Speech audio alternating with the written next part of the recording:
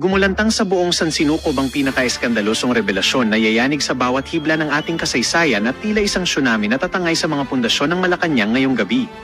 Sa isang hindi inaasahang pagtataksil na tila kidlat na tumama sa gitna ng katahimikan, ang matalik na kaibigan ni Zaldico na si Rep. Garbin ay sumabog na at walang pakundangang sinupalpal ang Pangulong Marcos Jr. sa harap ng naglalagablab na krisis.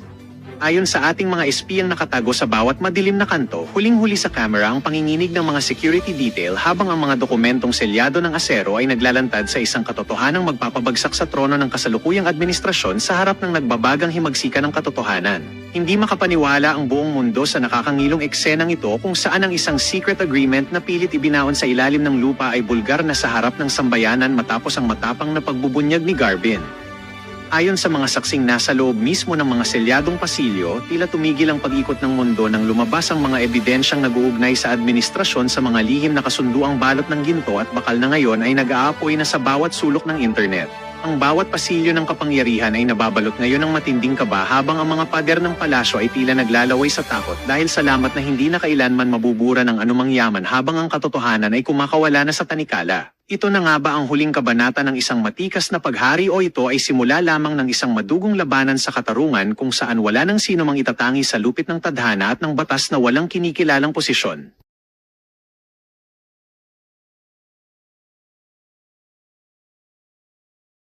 Di ba, ngayon, ito, abala tayo sa ayuda, abala tayo sa petrolyo, abala tayo sa napakaraming problema ng bayan, nakakaligtaan na itong isyong ito dahil nga sa impeachment kayo ni VP Sara, and then mag-uuwi ka ng isang tao na ikaw ang hinungusong mastermind. Nako, yun na nga ho ba sinasabi natin? Basta ka fake news yan, number one ho talaga yung si Marcos Jr. Best friend ni Zaldico, nagsalita na. Base ho sa interview nitong si Rep. Garbin dito kay Manong Ted Pailon, mantakin nyo ho mga kababayan, maging ang mga otoridad sa Czech Republic, wala ho silang alam sa ibinabalita nitong bangag na to.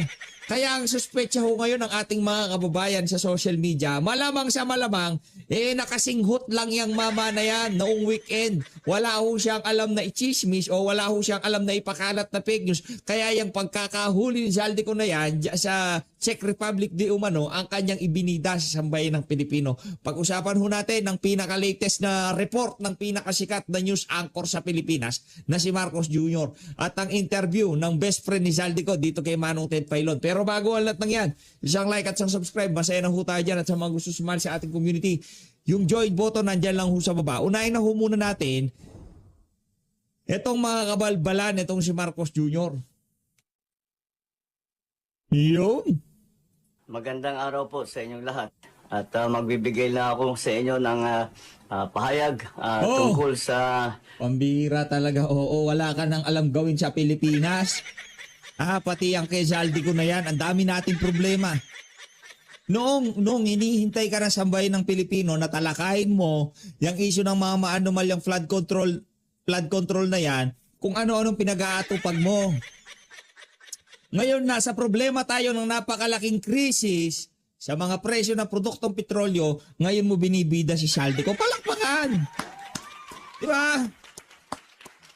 Ang estratehiya ho na yan, ang tawag ho dyan, pusit strategy. Di ba? Ginugulong usapan.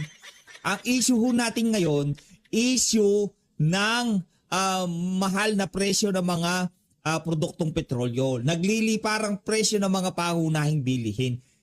Suspendihin ang VAT, isubsidiyan ng pamahalaan ang sobrang taas na presyo ng mga produktong petrolyo. Huwag mo kaming paandaran sa mga kabalbalan mo, Marcos Jr. Akala mo hindi namin nakikita yung diversion na yan. Hindi naman kami mga siraulot adik na kung ano na lamang lumabas sa bunganga mo, yun ang papaniwalaan namin. Di ba ho mga kababayan? Kalagayan ni Zaldico. Nananatili po siya sa kustodiya ng Czech Republic at isinasagawa natin ang lahat ng mga kinakailangang hakbang. Pambihira. Mamaya ho, maririnig nyo ang sagot ni Garbin dyan sa mga ka-fake news na yan ni Marcos Jr. Para sa kanyang pagbalik dito sa Pilipinas. Inutusan ko ang Department of Justice kasama ang Department of Foreign Affairs na pangunahan ang pakikipag-ugnayan sa mga otoridad ng Czech Republic upang matiyak na maayos at naayon sa proseso ang lahat ng kinakailangan. Magpapadala rin ng high-level coordination team upang tutukan ito. High-level coordination team. Brad, ang high lang sa administrasyon mo, ikaw at ng mga pinsan mo at asawa mo, kayo lang ang high. Kayo lang ang mataas. Pambihira, high level. Pustahan ho tayo mga kababayan. Pagka nauwi dito si Saldico, wala naman hustisya mangyayari dyan. Dahil ang mga mastermind, yung di umanong merong 100 billion sa budget na hindi pwedeng galawin. Sino yon? Kung alam nyo ang sagot, i-comment nyo dyan sa baba. Di ba ngayon yung mga mastermind, sila yung ipinipresenta nila sarili nila parang kung sino ba na walang kasalanan sa kabuktutang nangyari sa budget ng sambayanan diyan sa mga maanomalyang flood control. Yan ang ating problema diyan mga kababayan. Diba? Ang ganitong mga proseso ay may sinusunod na mga legal na hakbang sa Diversion ho yan. Wag ho kayo magpalito. Merong tricycle driver na kumukuha ng ayuda, umlakda, nagurgur. Maya-maya, magre-report ito para matakpan ang kanilang kapalpakan sa administrasyon, panakip Saldico. Issue ng mga, hindi na ho nila malaman eh. Pero kung wala hong issue niyan ngayong mga panahon na to, wala hong Saldico na i-report yung bangag na yan. Pagitan ng mga bansa. Kaya't nangangailangan na sapat na panahon upang maisagawa ng tama. We will bring Saldico home and we will do so in accordance with the law. He will answer to the Filipino people. Maraming salamat. Urur, ito ho mga kababayan. Paano ba tinanggap ng ating mga kababayan ang niya na yan? Ganyan ho karaming laugh reacts. Partida, page mo na yan. Walang yaka, sinto-sinto ka. Page mo na yan, ganyan patanggapin na sambayan ng Pilipino, yaang mga statement mo. Walang naniniwala sa mga kabuktutan mo, kabalbalan mo. Anak ng Petrang Garapata, akala mo hindi namin nakikita yung diversion na yan porket nagiinit ng ating mga kababayan, nahihirapan na sa patuloy na pagtaas ng presyo ng mga produktong petrolyo, hindi masubsidiya ng pamahalaan kahit kakaunti lamang, hindi masuspende ang VAT sa krudo at sa gasolina. Ngayon bigla-bigla meron tayong Saldico pinag-uusapan. Dito ho tayo kay Manong Ted. Kala mo ha. Eto, segue muna tayo dito sa parang think about it nitong si Manong Ted. Konektado ho doon sa diniscuss natin kanina na yung ginagawa ni Marcos Jr. na yan, napakalaking diversion doon sa nagurgur na tricycle driver sa paghihintay ng ayuda na galing din naman sa kaban ng sambayan ng Pilipino. Pagka kasi nakahawak ng pera itong mga Marcos na to, anak ng Petrang Garapata, akala mo talagang kanilang-kanila. Hindi po ba?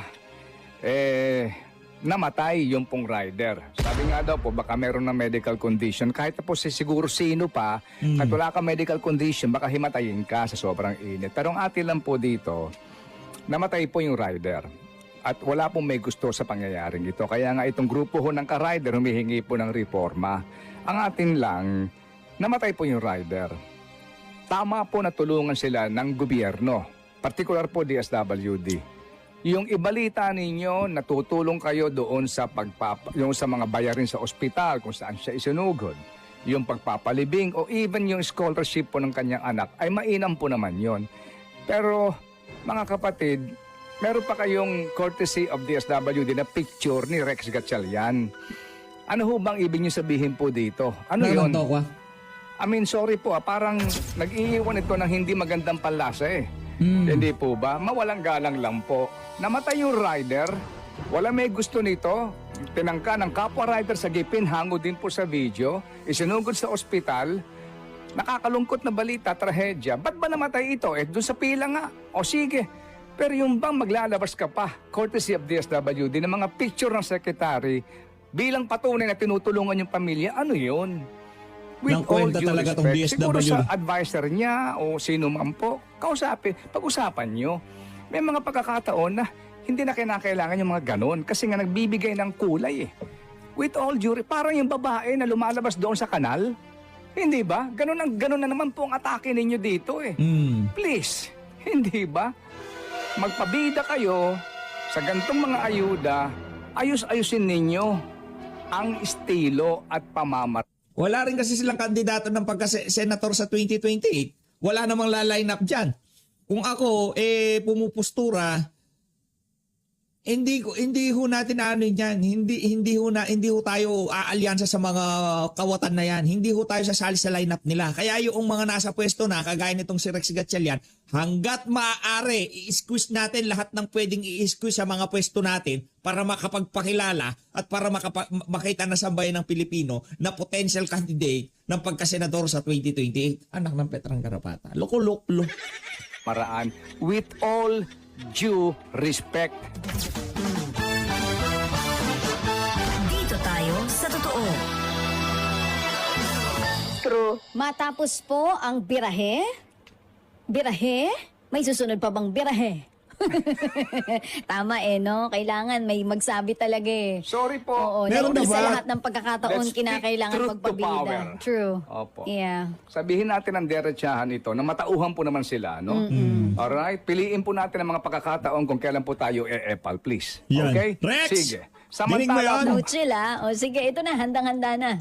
Tama hello, naman. restraint. Oo, correct. Opo, at ilan pong kausapin si Ako Bicol Party List Representative Attorney Alfredo Garbin. Sir, maganda umaga po ulit.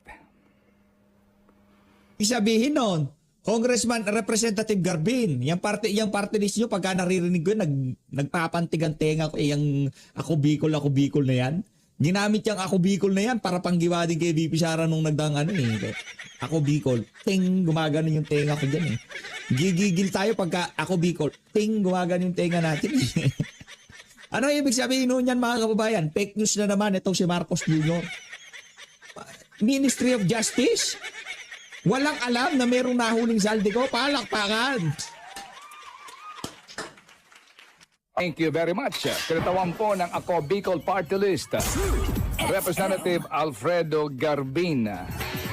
Yung sinasabi nga ng palasyo na sana nga daw po ay maghayag ng katotohanan itong si Ginoong Zaldico. Kasi ngayon ang katotohanan, palagay ko po ay depende kung nasaan ka banda.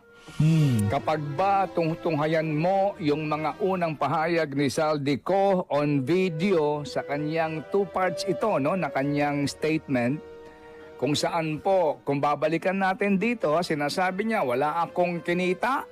Diba? Yan din ang ating naging topic nakapanayam si Attorney Rui. Oo, dumaan lang siya. Dumaan lang sa kanya yung siya pera. daw ginamit lang. Pass Parang through. ganun. Oo, Okay. pass through nga daw. Oo, ang iba ayaw maniwala.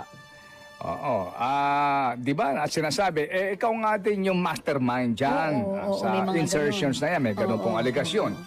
Pero dun po sa kanyang statement, ang tinuturo niyang mastermind ay si Pangulong Marcos.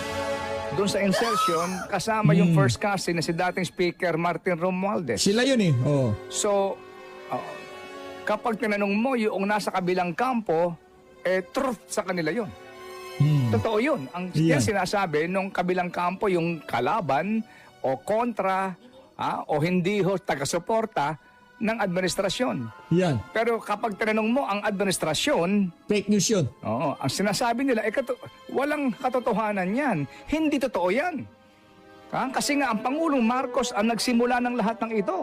Doon sa mahiya naman kayo at eventually pagdalantad sa mga ghost projects ng DPWH. Mahiya naman kayo. Paano naging siya ang promotor dito? Siya nga ang nag-expose nito. Tama. So ngayon, ang tanong dito,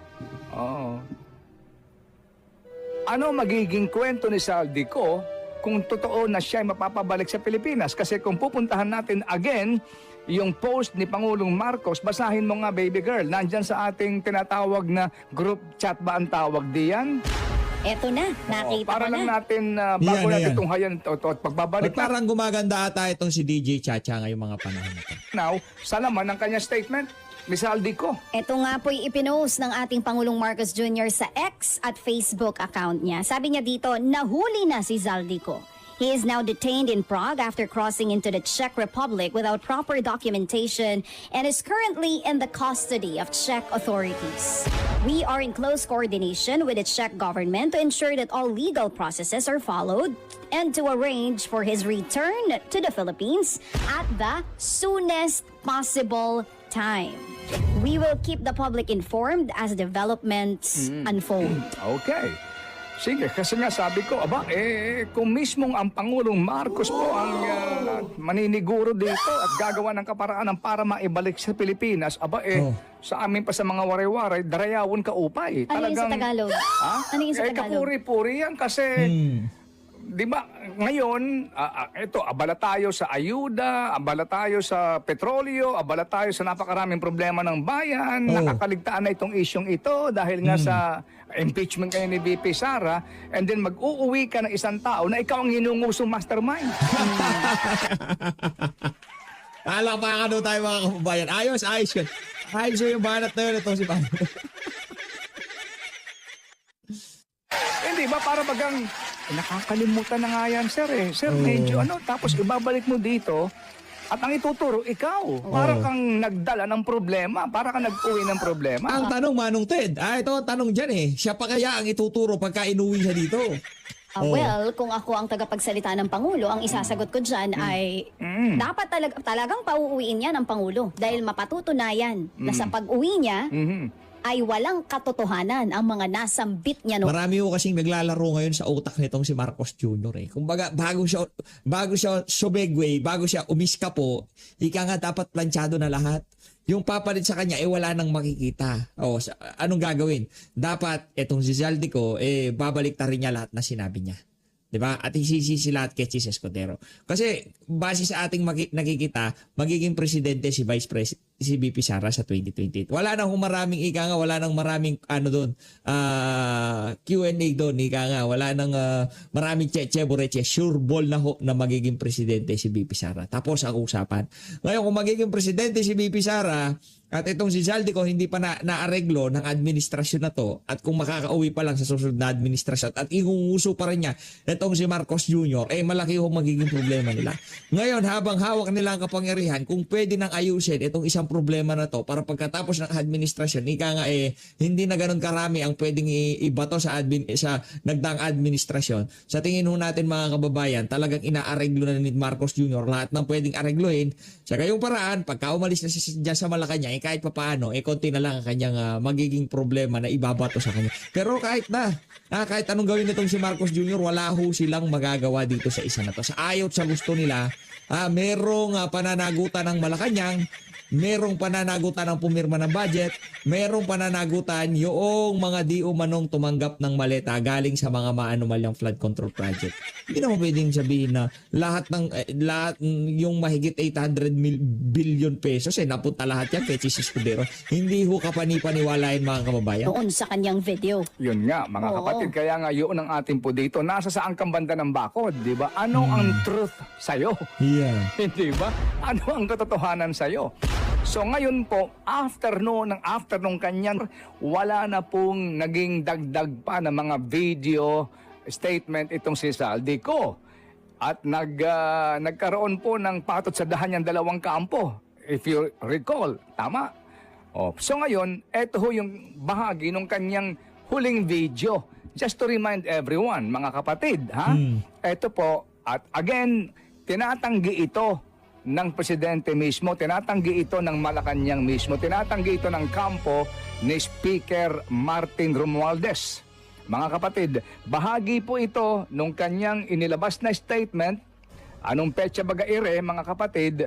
Around November yan. Ito po yung bahagi ng kanyang unang statement. Sinundan po ng pangalawang statement. Wala tayo masyadong oras para po ipalabas ang lahat ng ito kasi mahaba-haba ito. May portion po lamang dito sa kanyang pagsasabi na siya umano ay walang kinita sa flood control scandal na ito. Pakinggan po, panoorin Doon naman ho tayo hindi naniniwala. natin. Wala pong perang napunta sa akin. Yan. Lahat po ng insertion napunta sa ating Pangulo at Speaker. Gusto ko marinig ang mga sasabihin itong si Kong Mike dito itong si Congressman Mike Defensor. Kasi marami yung connection yan Ano nga ba ang katotohanan dito sa mga kumakalat na balita na nahuli na daw sa Czech Republic itong mama na? Martin Romualdez. Ako lang at ang aking mga tao, sila Paul Estrada, Mark Tiksay, at ang aking mga security ang nag-deliver papunta sa bahay nila Pangulong Bongbong Marcos at Speaker Martin Romualdez sa North Forbes Park, South Forbes Park hanggang sa Malacanang. Yung mga deliveries po ay merong record ang aking mga tao. Totoo po yung sinasabi ni Orly Gutesa.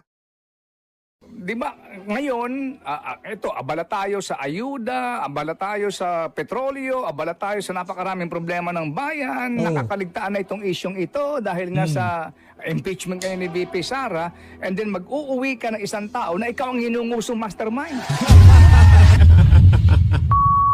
Nako, yun na nga ho ba sinasabi natin? Basta ka-fake news yan, number one ho talaga yung si Marcos Jr.